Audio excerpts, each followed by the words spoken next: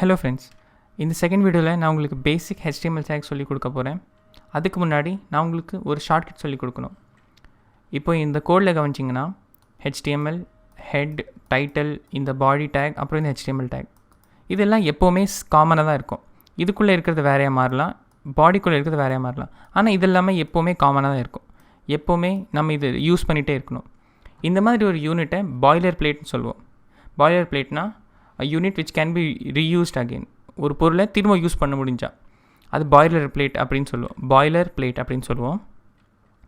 இப்போது இதெல்லாம் தான் பாய்லர் பிளேட் கோட். இது இந்த ஹெலோ தவிர, அப்போ இந்த மை வெப்பேஜ் தவிர இதெல்லாம் பாய்லர் பிளேட் கோட். கரெக்டாக? ஏன்னா இப்போது இதெல்லாம் எப்போவுமே நமக்கு தேவைப்படும். இதை ஈஸியாக ஜென்ரேட் பண்ணுறதுக்கு ஒரு வழி இருக்குது VS கோடில். அது எப்படின்னு சொல்லி கொடுக்குறேன். ஃபஸ்ட் ஒரு புது HTML ஃபைல் க்ரியேட் பண்ணிக்கலாம். அது செகண்ட் .html அப்படின்னு பேர் வச்சிடலாம். ஓகே, இப்போது ரொம்ப ஈஸி. Explanatory mark. ஓகே, இந்த சர்ப்ரைஸ் சிம்பிள் மார்க் எப்படின்னா உங்கள் ஷிஃப்ட் போட்டு 1 கிளிக் பண்ணிங்கன்னா இது இருக்கும். இது போட்டு என்டர் கொடுத்தீங்கன்னா போதும், உங்களுக்கு இவ்வளோ கோட் ஜென்ரேட் ஆகிருக்கு பை டிஃபால்ட்டாக எதுவுமே பண்ணாமல். இதெல்லாம் தான் பாய்லர் பிளேட் கோட். நீங்கள் இப்போ பார்த்தீங்கன்னா HTML டேக் இருக்குது. இந்த டாக் டைப் எதுக்கு அப்படின்னு நீங்கள் கவலைப்பட வேணாம், அது சும்மாவே இருக்கும். HTML, அப்புறம் லாங்குவேஜஸ் இங்கிலீஷ் அப்படின்னு இருக்கட்டும். அப்புறம் ஹெட் டேக்கில் இந்த மெட்டா டேக்னா என்ன, இதுனா என்ன, name equal to viewport, இதெல்லாம் என்னென்னு உங்களுக்கு இப்போது கவலைப்பட வேணாம். இங்கே கவனிக்க வேண்டிய விஷயம் என்னென்னா இந்த டைட்டில் டேக் அப்புறம் இந்த பாடி டேக் பாருங்கள், அவங்களே எம்டியாக கொடுத்துருக்காங்க. டைட்டில் டேக்கில் டாக்குமெண்ட் அப்படின்னு எழுதி கொடுத்துருக்காங்க. நாம் இங்கே வேணால் சேஞ்ச் பண்ணிக்கலாம். மை செகண்ட் இல்லைன்னா மை செகண்ட் தவிர பேசிக் HTML டேக்ஸ் அப்படின்னு போட்டுடலாம்.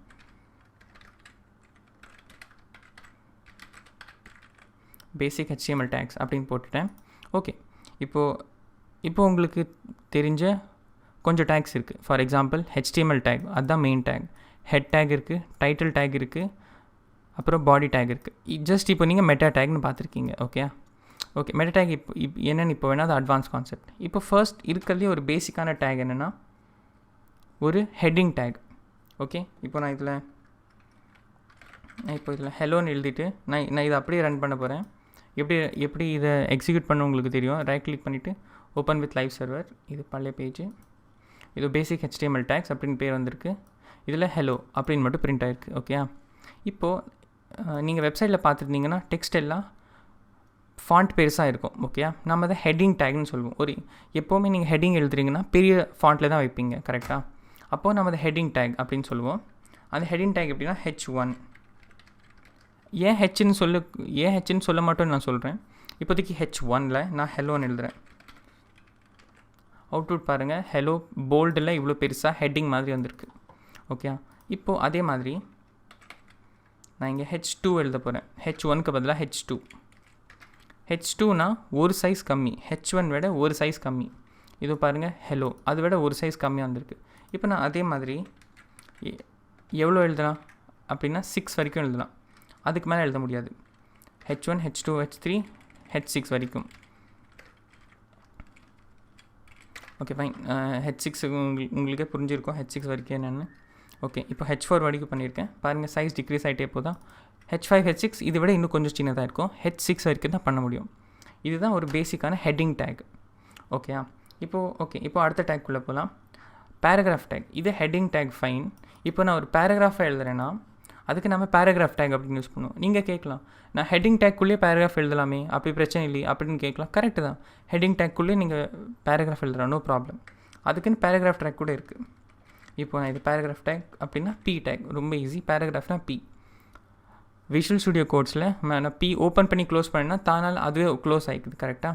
இப்போது நீங்கள் இந்த மாதிரி டுட்டோரியல் எடுத்துகிட்ருக்கேன், எனக்கு ஒரு டம்மி கண்டென்ட் வேணும். இப்போ நான் பேராகிராஃபில் போடுறதுக்கு ஏதாவது ஒரு கண்டென்ட் வேணும். கரெக்டாக? அப்போது நான் வெப்சைட்டில் தான் எங்கேயாவது காப்பி பேஸ்ட் பண்ணாமல் ஈஸியாக நான் டம்மி கண்டென்ட் ஜென்ரேட் பண்ணலாம். அது எப்படின்னா லோரம் அப்படின்னு டைப் படிச்சுட்டு எனக்கு இப்போ எவ்வளோ வேர்ட்ஸ் வேணும், LOREM போட்டு எனக்கு இப்போ எவ்வளோ வேர்ட்ஸ் வேணும். ஃபார் எக்ஸாம்பிள் எனக்கு 50 வேர்ட்ஸ் வேணும். நான் என்டர் கொடுத்தேன்னா 50 ரேண்டம் வேர்ட்ஸ் எனக்கு ஜென்ரேட் ஆகுது. தெரியுதா? 50 ரேண்டம் வேர்ட்ஸ் எனக்கு ஜென்ரேட் ஆகுது. நான் இதை சேவ் பண்ணிட்டேன்னா இதுதான் அந்த 50 ரேண்டம் வேர்ட்ஸ். சரியா? சும்மா டெமான்ஸ்ட்ரேஷன் பர்பஸ்க்காக இப்படி காமிக்கிறேன். உங்களுக்கு எப்போது டம்மி டேட்டா தேவைப்படுதுன்னா இப்படி லோரம் எவ்வளோ வேர்ட்ஸ் வேணும் அப்படின்னு டைப் படிச்சிங்கன்னா இவ்வளோ வேர்ட்ஸ் வந்துடும். ஓகே, இதுதான் ஒரு ஜென்ரல் பேராகிராஃப் டேக். ஓகே, அடுத்தது ஒரு பிரேக் டேக். இப்போ பாருங்கள், ஃபார் எக்ஸாம்பிள் இப்போது இந்த வார்த்தை இது என்ன வார்த்தைன்னு தெரியாது, ஆனால் இந்த வார்த்தைக்கு அப்புறம் எனக்கு ஒரு பிரேக் வேணும், எனக்கு அடுத்த லைனில் வேணும் அப்படின்னா நான் பிரேக் டேக் அப்படின்னு யூஸ் பண்ணுவேன். இப்போதைக்கும் நான் சொன்னது எல்லா டேக்ஸுமே ஓப்பன் பண்ணி க்ளோஸ் பண்ணணும்னு சொல்லியிருப்பேன். ஃபார் எக்ஸாம்பிள் H1 டேக் இங்கே ஓப்பன் ஆகி இங்கே க்ளோஸ் ஆகிருக்கு கரெக்டாக. H2 டேக் ஓப்பன் ஆகி இங்கே க்ளோஸ் ஆகிருக்கு. அதே மாதிரி எல்லா டேக்குமே ஓப்பன் ஆகி க்ளோஸ் ஆகும். ஆனால் இந்த பிரேக் டேக் ஒரு ஸ்பெஷாலிட்டி டேக் மாதிரி சொல்லலாம். இந்த மாதிரி நிறைய டேக் இருக்குது. இந்த மாதிரி டேக்கை செல்ஃப் க்ளோசிங் டேக் அப்படின்னு சொல்லுவோம். ஓகே, இந்த டேக்கு ஓப்பனிங் மட்டும் தான் போடுவோம், க்ளோசிங் போட மாட்டோம். ஃபார் எக்ஸாம்பிள் இங்கே BR அதுதான் பிரேக் டேக். சரியா, நான் இப்போ இதை சேவ் பண்ணிடுறேன். பாருங்கள், இந்த வேர்டுக்கு அப்புறம் எனக்கு பிரேக் ஆகிடுச்சு. சரியா, அப்புறம் இந்த ஸ்லாஷ் பார்த்திங்கன்னா ஆட்டோமேட்டிக்கலி அதே ஆட் பண்ணிடுச்சு. இதுக்கு மீனிங் என்னென்னா BR இங்கே ஸ்டார்ட்டை இதே டேக்கில் முடிஞ்சுது. ஏன்னா பிரேக்குக்குன்னு ஒரு ஸ்டார்ட் எண்ட் இல்லை, பிரேக்குன்னா ஒரே பிரேக்கு தான். ஓகே, அது ஒரு self closing take. Okay, BR போட்டுட்டு இங்கே ஒரு ஸ்லாஷ் போட்டு இதுக்குள்ளேயே ஸ்லாஷ் போட்டு முடிச்சிட்டிங்கன்னா இது ஒரு செல்ஃப் க்ளோசிங் டேக். இல்லை இங்கே வெறும் BRன்னு போட்டு முடிச்சா கூட நோ ப்ராப்ளம், இது கூட அக்செப்டபிள் தான். ஆனால் ப்ரிட்டியர்னால அது ஆட்டோமேட்டிக்லி ஸ்லாஷ் போட்டுக்குது. ஓகே, இப்போ அடுத்த டேக் இட்டாலிக் டேக். ஓகே, நான் இது கொஞ்சம் கிளியர் பண்ணிடுறேன், கொஞ்சம் கம்மி பண்ணிடலாம். ஓகே, இப்போ நான் அடுத்தது இட்டாலிக் டேக் காமிக்க போகிறேன். இட்டாலிக்னால் உங்களுக்கு தெரியும், இட்டாலிக்னு நான் ஹெலோ அப்படின்னு சொல்லி. ஓகே, ரொம்ப இட்டாலிக் ஹெலோ ஆயிடுச்சு. இப்போது நம்ம பெபிள்ஸ் அப்படின்னு டைப் பண்ணிக்கலாமே.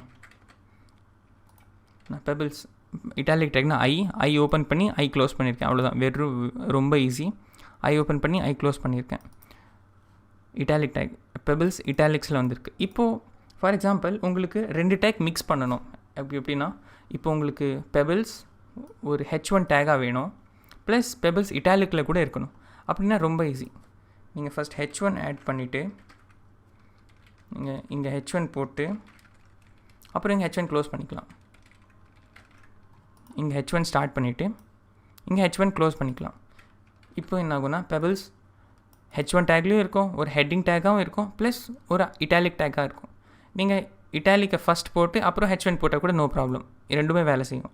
அடுத்தது போல்டு டேக். இப்போ இந்த பேராகிராஃப் டேக் பார்த்திங்கன்னா அது போல்டாக இல்லை கரெக்டாக. இப்போது எனக்கு சிம்பிளாக ஒரு டெக்ஸ்ட் எழுதுன்னு வச்சுக்கோங்களேன், ஒரு ஜென்ரல் டெக்ஸ்ட் எழுதுகிறோம், எனக்கு அது போல்டாக வேணும் அப்படின்னா நான் BRங்கிறது தான் பிரேக், Bனா போல்டு டேக். இப்போ நான் இந்த போல்டு டேக்குள்ளே என்ன டெக்ஸ்ட் போடுறேனோ அது போல்டாக வரும்.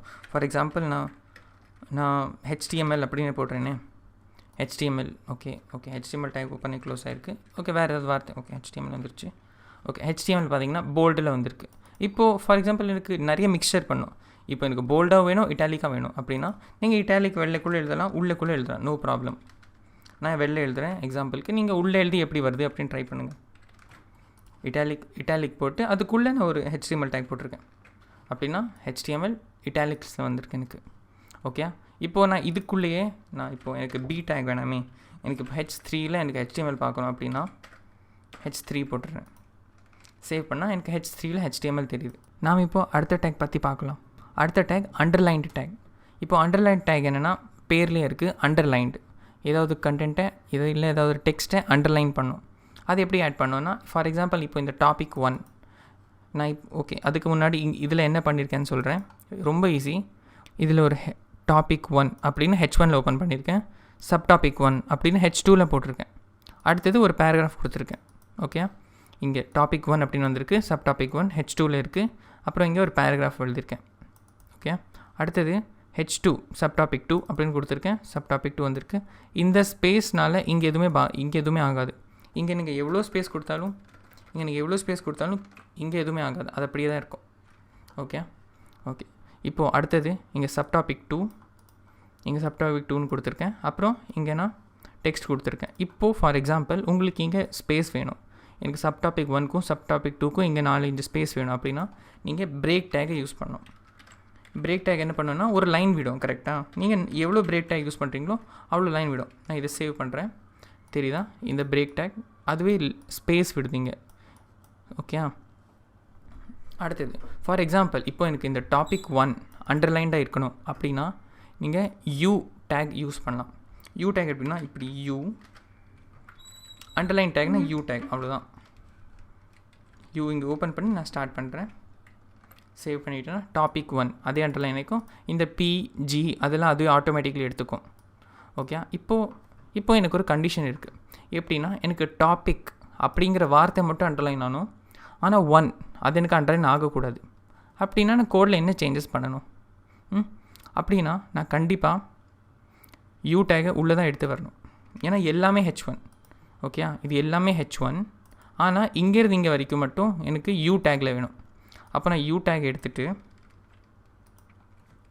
டாப்பிக்கில் போட்டுடுறேன். இந்த க்ளோசிங் யூ டேக் எடுத்துகிட்டு டாப்பிக்கு முதல்ல போட்டுடுறேன். இப்போது இதுக்கு மீனிங் என்ன? H1குள்ளே இருக்கிறது எல்லாமே H1 டேக்காக தான் வரணும். அப்படின்னா டாபிக் 1 எல்லாமே H1 டேக்காக வரும். ஆனால் யூ அப்படின்னா அண்டர்லைன் டேக். யூ எங்கே ஸ்டார்ட் ஆகி எங்கே எண்ட் ஆகுதோ அங்கே வரைக்கும் அண்டர்லைண்டாக வரணும். இப்போ நான் இதை சேவ் பண்ணேன்னா எனக்கு டாபிக் மட்டும் அண்டர்லைனில் இருக்குது, 1 அண்டர்லைனில் இல்லை. அப்படின்னா இது மட்டும் எனக்கு அண்டர்லைன் இருக்குது, 1 அண்டர்லைன் ஆகலை. இப்போ ஃபார் எக்ஸாம்பிள் நான் 1 இட்டாலிக் பண்ணணும். அப்படின்னா நான் 1 இப்போதைக்கு எடுத்துக்கிறேன், நான் 1 போட்டுறேன். இப்போது இது H1. ஓகே, நான் கொஞ்சம் ஸ்பேஸ் விட்டுறேன். இப்போது H1 இருக்கிறது எல்லாமே H1 டேக்கில் தான் வரணும், கரெக்டாக? அடுத்தது இது யூ டேக், டாபிக் மட்டும் யூ டேக்கில் இருக்குது, அப்படின்னா அது அண்டர்லைன் டேக். அப்புறம் 1 மட்டும் இட்டாலிக்ஸில் இருக்குது, அப்படின்னா அது இட்டாலிக்ஸ் டேக். சரியா? அப்போ டாபிக் 1 இப்படி டிசைன் பண்ணலாம். நீங்கள் ஒரே வார்த்தை ஒரே வேர்டை இப்படி பிரிச்சுக்கலாம். இப்படி மிக்சர் ஆஃப் எலிமெண்ட்ஸ் கூட நீங்கள் பண்ணலாம், மிக்சர் ஆஃப் டேக்ஸ். அடுத்த டேக் என்னென்னா ஒரு லைன் டேக். நீங்கள் ஜென்ரலி ஒரு பேராகிராஃப் முடித்தோ இல்லை ஒரு டாபிக் முடித்தோ நோட் புக்கில் ஒரு லைன் போடுற பழக்கம் இருக்கும். அதே மாதிரி வெப்சைட்லேயும் நம்ம லைன் போடலாம். அந்த லைன் நீங்கள் அந்த லைன் போடுறது ஹாரிசான்டல் லைன் அப்படின்னு சொல்லுவோம். வெர்டிக்கல் லைனாக மேலேருந்து கீழே போடுவோம், ஹாரிசான்டல் லைனாக லெஃப்ட் டு ரைட்டு போடுவோம். ஜென்ரலி வெர்டிக்கல் லைன் எதுவுமே இல்லை, ஹாரிசான்டல் லைனாக லெஃப்ட் டு ரைட் அப்படி போடுவோம், கரெக்டாக? இப்போது நான் இங்கே சப் டாபிக் இங்கே முடிச்சிட்டேன். இந்த சப் டாப்பிக்கை இந்த சப் டாபிக் அப்புறம் எனக்கு ஒரு ஹாரிசான்டல் லைன் வேணும். அப்படின்னா இந்த சப் டாபிக் ஏதோ பி டேக் எழுதிருக்கீங்களா? இந்த பி டேக் அப்புறம் நான் ஹெச்ஆர் அப்படின்னு ஓப்பன் பண்ணுறேன். ஹெச்ஆருங்கிறதும் ஒரு செல்ஃப் க்ளோசிங் டேக். ஏன்னா ஒரு லைனுக்கு எங்கே ஸ்டார்ட் ஆகி எங்கே எண்ட் ஆகணும்னு இல்லை, ஒரு லைன்னா ஒரு லைன் தான், ஃபுல் விட்த் எடுத்துக்கும். எப்படின்னா இதோட ஃபுல் விட்த் அதே எடுத்துக்கும். நான் சேவ் பண்ணால் ஓகே, நான் இங்கே சேவ் பண்ணால் ஒரு லைன் வந்துடுது. இதுவும் இந்த லைனோட இப்போ எனக்கு கலர் பிங்க்கில் வேணும், இல்லைனா பிளாக், இல்லைனா வேறு ஏதாவது கலரில் வேணும். அப்படின்னா அதெல்லாம் நம்ம சிஎஸ்எஸில் பண்ணுவோம். இப்போது நீங்கள் நிறைய பேர் கேட்பீங்க, இந்த டாபிக் ஒன்றே சென்டரில் வரல, இப்போ எனக்கு டாபிக் 1 பிங்க் ரெட் கலரில் வேணும், இதெல்லாம் எனக்கு வேறு கலரில் வேணும். அது எல்லாமே நம்ம சிஎஸ்எஸில் பண்ணுவோம். இது பேசிக் HTML. சிஎஸ்எஸ் இதுக்கப்புறம் வரும். ஓகே, இப்போ அடுத்த டேக் என்னென்னா ஒரு இம்பார்ட்டண்ட்டான டேகு லிஸ்ட் டேக். நீங்கள் ஜென்ரலி எப்போவுமே லிஸ்ட் எடுப்பீங்க, காய்கறி லிஸ்ட்டு இல்லைனா ஏதாவது லிஸ்ட் எடுப்பீங்க, கரெக்டாக? அதுக்கு நீங்கள் புல்லட்டின் பாயிண்ட்ஸ் போடுவீங்க, இல்லைனா 1 2 3 போடுவீங்க. இப்போது அந்த ரெண்டுத்துக்குமே டிஃப்ரென்ஸ் இருக்குது.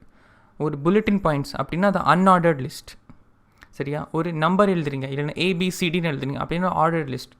அந்த ABCடியில் ஏதோ மீனிங் இருக்குது. அந்த 1 2 3 4 5 அப்படின்னு எழுதிருக்கீங்கன்னா ஏதோ ஒரு ரோல் நம்பர் வைஸோ இல்லை ஏதாவது ஒரு ஆர்டர் இருக்கும் அதில். ஆனால் வெறும் புல்லட்டின் பாயிண்ட் போட்டிருக்கீங்க, ஆனால் அதில் ஒரு ஆர்டர் இல்லை. அப்போ அது அன்ஆர்டர்ட் லிஸ்ட். 1 2 3 4 இல்லை ABCD இல்லை ரோமன் லெட்டர் 1 2 3 4 அது I அந்த மாதிரி எழுதுவீங்க இல்லையா, அதெல்லாம் ஆர்டர்ட் லிஸ்ட்டில் வரும். ஏன்னா அதில் ஒரு ஆர்டர் இருக்குது. இப்போது HTML-க்குள்ளே அந்த லிஸ்ட் பண்ணலாம். எப்படின்னா ஃபஸ்ட்டு நீங்கள் ஆர்டர் லிஸ்ட் பண்ண போகிறீங்களா இல்லை அன்ஆர்டர்ட் லிஸ்ட் பண்ண போகிறீங்களா, ஃபஸ்ட்டு அதை யோசிக்கணும். இப்போது நான் ஃபர்ஸ்ட் உங்களுக்கு எப்படி ஒரு அன்ஆர்டர்ட் லிஸ்ட் பண்ணணும் அப்படின்னு சொல்லித்தரேன். அன்ஆர்டர்ட் லிஸ்ட் அதுக்கு ஷார்ட் ஃபார்ம் என்ன சொல்லுங்க, பிரேக்குக்கு நான் BR சொல்கிறேன், அதே மாதிரி ஹெட்டிங்க்கு H1 H2 சொல்கிறேன். அன்ஆர்டர்ட் லிஸ்ட்டுக்கு UL அன்ஆர்டர்ட் லிஸ்ட். ஓகே இப்போ அன்ஆர்டர்ட் லிஸ்ட் ஸ்டார்ட் பண்ணியாச்சு. நான் இப்போ அன்ஆர்டர்ட் லிஸ்ட்குள்ளே ஏதாவது எழுதுனா அன்ஆர்டர்ட் லிஸ்ட்குள்ளே நான் ரோஹித் எழுதுன்னு வச்சுக்கோங்களேன், ஒரு ஸ்டூடெண்ட் நேம் ரோஹித் எழுதுன்னு வச்சுக்கோங்களேன். இப்போ இங்கே ரோஹித்தில் வந்திருக்கு, ஆனால் எந்த புல்லட்டின் பாயிண்ட்டும் தெரியல. அப்புறம் நான் ஃபார் எக்ஸாம்பிள் ரோஹித்க்கு அப்புறம் ஒரு ராம் அப்படின்னு எழுதுறேன்னா தெரியுதா உங்களுக்கு? அப்படி லைனாக வருது, அதில் எதுவும் சேஞ்சஸ் தெரியலையே, ஏன் லிஸ்ட்டாக வரல நமக்கு? என்ன மீனிங்? இதுக்கு பிரச்சனை என்னென்னா ரோஹித் அப்படிங்கிறது ஒரு லிஸ்ட் எலிமெண்ட். ஓகே, நம்ம ஒரு லிஸ்ட்டுக்குள்ளே நிறைய எலிமெண்ட்ஸ் இருக்கும், நம்ம ஸ்பெசிஃபை பண்ணி ஆகணும் எங்கேருந்து எங்கே வரைக்கும் ஒரு லிஸ்ட் எலிமெண்ட் அப்படின்னு. இல்லைன்னா நம்ம எவ்வளோ டெக்ஸ்ட் கொடுக்குறோமோ அது எல்லாமே லிஸ்ட் எலிமெண்ட்டாக சூஸ் பண்ணிக்கும். ஓகே, இப்போது நான் ரோஹித்தை மட்டும் லிஸ்ட் எலிமெண்ட்டாக டிக்ளேர் பண்ண போகிறேன். இப்போது அதுக்கு என்ன பண்ணணும்னா லிஸ்ட் எலிமெண்ட் நீங்கள் இந்த டேக் எப்படி நீங்கள் கண்டுபிடிச்சிருப்பீங்க. லிஸ்ட் எலிமெண்ட்னா LI. ஓகே, ஒரு லிஸ்ட் எலிமெண்ட் ரோஹித். ஓகே, நான் இன்னொரு லிஸ்ட் எலிமெண்ட் அந்த ULக்குள்ளேயே இன்னொரு லிஸ்ட் எலிமெண்ட் நான் ஸ்டார்ட் பண்ண போகிறேன்.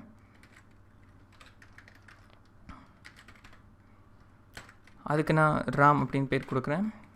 இப்போ நான் சேவ் பண்ணேன்னா அன்ஆர்டர்ட் லிஸ்ட் எப்படின்னா புல்லட்டின் பாயிண்ட்ஸ் வருது, இங்கே ரோஹித் வருது, இங்கே ராம் வருது. தெரியுதா? இப்போ நான் இதுக்கு முன்னாடி நான் ஒரு இதுக்கு முன்னாடி நான் சும்மா ஒரு H3 டேக் ஓப்பன் பண்ணி நான் ஸ்டூடெண்ட்ஸ். ஓகே, அப்படின்னா இது லிஸ்ட்டுக்கு ஒரு மீனிங் இருக்குது. எப்படின்னா ஸ்டூடெண்ட்ஸுங்கிற லிஸ்ட்டில் இப்படி ரோஹித் ராம் அப்படின்னு நிறைய வருது.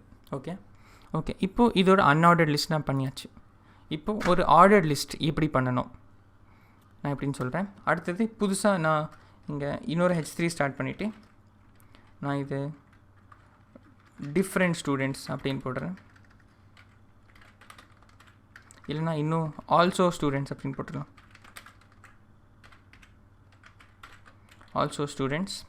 அதுக்குள்ளே நான் இப்போது ஆர்டர்ட் லிஸ்ட் பண்ண போகிறேன். ஆர்டர்ட் லிஸ்ட்னால் இப்போவே கண்டுபிடிச்சிருப்பீங்க OL.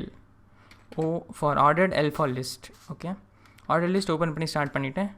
ULக்கு எப்படி பண்ணுமோ லிஸ்ட் ஐட்டம் நம்ம ஸ்பெசிஃபை பண்ணுமோ அதே மாதிரி ஆர்டர் லிஸ்ட்டுக்கும் லிஸ்ட் ஐட்டம் ஸ்பெசிஃபை பண்ணும்.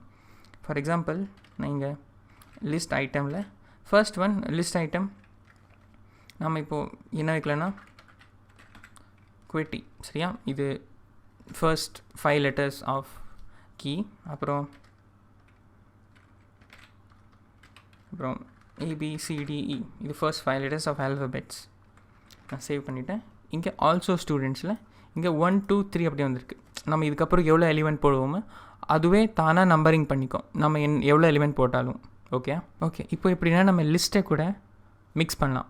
இப்போ லிஸ்ட் மிக்ஸ் பண்ணுறது என்னென்னா ஒரு சப் லிஸ்ட் பண்ண போகிறேன். ஃபார் எக்ஸாம்பிள் இங்கே ஸ்டூடெண்ட்ஸ் அப்படிங்கிற ஹெட்டிங்குள்ளே தான் ரோஹித் அண்ட் ராம் அப்படின்னு இருக்காங்க. இப்போது ஃபார் எக்ஸாம்பிள் எனக்கு ரோஹித்குள்ளேயே ஒரு சப்லிஸ்ட் வேணும். எப்படின்னா எனக்கு இப்போ ரோஹித்தோட மார்க்ஸ் வேணும். மேத்ஸில் இவ்வளோ வாங்கியிருக்கான், சயின்ஸில் இவ்வளோ வாங்கியிருக்கான் அப்படின்னு வேணும். அப்படின்னா ரோஹித் கீழே இன்னொரு சப் லிஸ்ட்டாக போகணும். கரெக்டாக? அந்த சப்லிஸ்ட் நான் இப்போ எப்படி பண்ணேன் அதுக்கு எப்படின்னா இப்போது ULக்குள்ளே ஃபர்ஸ்ட் ஒரு லிஸ்ட் எலிமெண்ட் தான் ரோஹித். கரெக்டாக? இந்த ரோஹித் முடிஞ்சோடனே நான் இன்னொரு UL ஸ்டார்ட் பண்ணணும். கரெக்டாக? எப்படின்னா நான் UL அப்படின்னு ஸ்டார்ட் பண்ணிவிட்டு ரோஹித்க்கு அப்புறம் ரோஹித் அந்த வார்த்தைக்கு அப்புறம் நான் ஒரு அன்ஆர்டர்ட் லிஸ்ட் இல்லைனா ஓகே ஒரு ஆர்டர்ட் லிஸ்ட் பண்ணலாமே. ஒரு சேஞ்சுக்கு ஒரு ஆர்டர்ட் லிஸ்ட் பண்ண போகிறோம். இப்போ அந்த ஆர்டர்ட் லிஸ்ட்டில் நான் ஃபர்ஸ்ட் எலிமெண்ட்டாக மேத்ஸ் போட போகிறேன். LI சேவ் பண்ணிவிட்டேன். அதுவே ஆட்டோ ப்ரிட்டி பண்ணிடுச்சு. இப்போ பாருங்கள் ULக்குள்ளே ஃபர்ஸ்ட் எலிமெண்ட் LI. ஓகே, இந்த LI. இப்போது இந்த LI அதுக்குள்ளே ரோஹித் அப்படின்னு தான் ஃபர்ஸ்ட் வார்த்தை இருக்குது. இந்த ரோஹித்குள்ளே நான் ஒரு OL ஸ்டார்ட் பண்ணியிருக்கேன். அப்படின்னா ஒரு ஆர்டர்ட் லிஸ்ட் ஸ்டார்ட் பண்ணியிருக்கேன். அந்த ஆர்டர் லிஸ்ட்டோட ஃபர்ஸ்ட் எலிமெண்ட் மேத்ஸ். அப்படின்னா ஒரு லிஸ்ட்டுக்குள்ளே ஒரு லிஸ்ட்டு போகுது. இப்போது ரோஹித் ராமுங்கிறது ஒரு லிஸ்ட், அதுக்குள்ளே இப்போ ஒரு லிஸ்ட்டு போயிட்டுருக்கு. இப்படின்னா இங்கே மேத்ஸ் வந்திருக்கு. நான் அதே மாதிரி மேத்ஸ்க்கு அப்புறம் இப்போ எனக்கு சயின்ஸ் வேணும் அப்படின்னா சயின்ஸ் போட்டாச்சு. ஓகே, நான் இப்போது மேத்ஸில் எப்படி காப்பி பண்ணேன் அப்படின்னு நீங்கள் யோசிச்சுட்டு இருந்தீங்கன்னா அதுவும் ஒரு ட்ரிக். இப்போது உங்களுக்கு இந்த லைன் இதே சேம் லைன் திரும்ப இதுக்கு கீழே காப்பி பேஸ்ட் ஆகணும் அப்படின்னா நீங்கள் இதை ஃபுல்லாக செலக்ட் பண்ணி காப்பி பண்ணி பேஸ்ட் பண்ண வேணாம். அதுக்கு ஒரு ஈஸியாக VS Code சொல்யூஷன் கொடுக்குறாங்க. எப்படின்னா இந்த லைனுக்கு எண்டில் இருந்து Ctrl+C பண்ணி Ctrl+V பண்ணால் அதுவே காப்பி பேஸ்ட் ஆகிடும். நீங்கள் எதுவும் பண்ண வேணாம். நீங்கள் எவ்வளோ வாட்டி Ctrl+V பண்ணுறீங்களோ அது பேஸ்ட் ஆகிட்டே இருக்கும். ஓகே, இது ஷார்ட்கட். ஓகே, நம்ம இப்போது சயின்ஸ் போட்டோம். நான் இதை சேவ் பண்ணுறேன். ரோஹித்குள்ளே மேத்ஸ் அண்ட் சயின்ஸ். இப்போ ஃபார் எக்ஸாம்பிள் எனக்கு ராம்குள்ளேயும் என்னென்ன சப்ஜெக்ட் இருக்குது அப்படின்னு வேணும்னா நான் இதே தான் காப்பி பண்ண போகிறேன். அதே OL LI அதே தான் காப்பி பண்ணிவிட்டு இங்கே பேஸ்ட் பண்ண போகிறேன். நான் சேவ் பண்ணால் நான் என்ன பண்ணியிருந்தாலும் அதே ஆட்டோ கரெக்ட் பண்ணிவிடும். இப்போ ராம்குள்ளேயும் மேத்ஸ் சயின்ஸ் அப்படின்னு வந்திருக்கு. இப்போ நான் மேத்ஸ்குள்ளே எனக்கு இன்னொரு லிஸ்ட் ஓப்பன் பண்ணோம் அப்படின்னா ஃபார் எக்ஸாம்பிள் மேத்ஸில் CT1 CT2 அப்படின்னு நடந்துச்சு அப்படின்னா இப்போ உங்களுக்கு தெரிஞ்சிருக்கும். இப்போ நான் மேத்ஸ் வார்த்தைக்கு அப்புறம் இன்னொரு OL ஸ்டார்ட் பண்ண போகிறேன். அதில் ஃபர்ஸ்ட் LIயா இது கொஞ்சம் காம்ப்ளெக்ஸாக போயிட்டுருக்கு. ரொம்ப ஈஸி தான். ஒரு LIயா நான் இப்போது CT1 அப்படின்னு எழுத போகிறேன். Cycle test 1. இப்போது மேத்ஸ்க்குள்ளே CT1 அப்படின்னு வந்திருக்கு. நான் இது Ctrl+C பண்ணி CT2 அப்படின்னு போடலாம். அப்படின்னா மேட்ச்குள்ளேயே CT1 CT2 வந்திருக்கு. இந்த மாதிரி நீங்கள் எவ்வளோ வேணால் லிஸ்ட் அப்பெண்ட் பண்ணிகிட்டே போகலாம். லிஸ்ட்டுக்குள்ளே லிஸ்ட் சப்லிஸ்ட் பண்ணிகிட்டே போகலாம். இதுதான் லிஸ்ட் கான்செப்ட். அடுத்தது இது வரைக்கும் நம்ம எப்படி டேக்ஸ் யூஸ் பண்ணணும்னு பார்த்துருக்கோம். இப்போது ஒரு டேக்கும் ஸ்பெசிஃபிக்காக நம்ம பேராமீட்டர்ஸ் அப்படின்னு கூட கொடுக்கலாம். ஓகே, இப்போ நான் ஃபர்ஸ்ட் பேராமீட்டர் உங்களுக்கு சொல்லி கொடுக்க போகிறேன். இப்போது எப்போவுமே இந்த நம்பர்ஸ் 1 2 3 4 5 அப்படி தான் ஸ்டார்ட் ஆகணும் இல்லை. நான் அதுக்கு முன்னாடி இங்கே என்ன பண்ணியிருக்கேன்னு சொல்கிறேன். ஸ்டூடெண்ட்ஸில் ஒரு ஆர்டர்ட் லிஸ்ட் ஸ்டார்ட் பண்ணியிருக்கேன். அதில் ABCDEன்னு பேர் வச்சுருக்கேன், அவ்வளோதான். அதில் 1 2 3 4 5ன்னு ஆட்டோமேட்டிக்கலி வந்துருச்சு. இப்போது எனக்கு ஸ்டூடெண்ட் A1ல் ஸ்டார்ட் பண்ண வேணாம், எனக்கு வேறு ஏதாவது நம்பரில் ஸ்டார்ட் பண்ணணும் அப்படின்னா நம்ம பேராமீட்டராக பாஸ் பண்ணணும். அந்த பேராமீட்டர் என்ன, ஸ்டார்ட் பேராமீட்டர் அப்படின்னு OL அப்படிங்கிற டேக்குள்ளே அவங்க கொடுத்து வச்சுருக்காங்க. ஓகே, அந்த ஸ்டார்ட் பேராமீட்டர் நம்ம எங்கே போடணுன்னா இந்த OL டேக் நீங்கள் போடுறீங்க இல்லையா, ஓப்பனிங் டேக், இதுதான் OL ஓப்பனிங் டேக். அதுக்குள்ளேயே அந்த ப்ராக்கெட்குள்ளேயே அப்படின்னா அந்த கிரேட்டர் தேன் சிம்பிள்குள்ளேயே ஸ்டார்ட் அப்படின்னு போட்டு ஈக்குவல் டு, இப்போ நான் மவுஸ் எடுத்துக்கிறேன், ஸ்டார்ட் ஈக்குவல் டு நான் இப்போது 65 போட்டுடுறேன், சேவ் பண்ணுறேன்.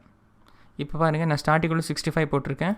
நான் கோட்ஸ் இல்லாமல் போட்டிருந்தேன், அது ஆட்டோமேட்டிக்கலி கோட்ஸ் போட்டுருச்சு. நீங்கள் கோட்ஸ்குள்ளே தான் போடணும். ஓகே, நான் இப்போ 65 போட்டிருந்தேன். இப்போ பாருங்கள், A65ல் ஸ்டார்ட் ஆகுது, B66 67 68 69 அப்படி போய்ட்டுருக்கு. நீங்கள் எப்போ வேணாலும் எப்படி வேணாலும் ஸ்டார்ட் அண்ட் ஸ்டாப் பண்ணலாம்.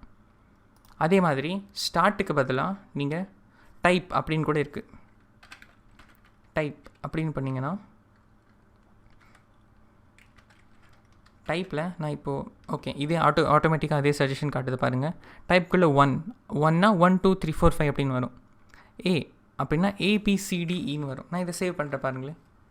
BM எதுக்கு BN அப்படின்னு வருது கேட்டிங்கன்னா 65 அப்படிங்கிறது BM. இப்போ நான் இதை தூக்கிடுறேன். இப்போதைக்கு இந்த ஸ்டார்ட் 65 தூக்கிடுறேன். ABCDE எப்படின்னா ஸ்டார்ட்டே ABCDE அப்படி தான் ஆகணும். இப்போ நான் டைப்பில் ஸ்மால் a போட்டால் எனக்கு ஸ்மால் ஏருந்து வரும். ஓகே, அந்த கவுண்டிங் மட்டும் இப்போதைக்கு நம்ம என்ன பார்த்துருக்கோன்னா 1 2 3 4 இருக்குது, அது டிஃபால்ட். நீங்கள் டைப் ஈக்குவல் டு 1 அப்படின்னு கொடுக்க தேவையில்லை. டிஃபால்ட்டாகவே 1 2 3 4 தான் வரும். நீங்கள் டைப் எனக்கு ABCDயை மாற்றணும்னா இப்படி கொடுக்கணும்.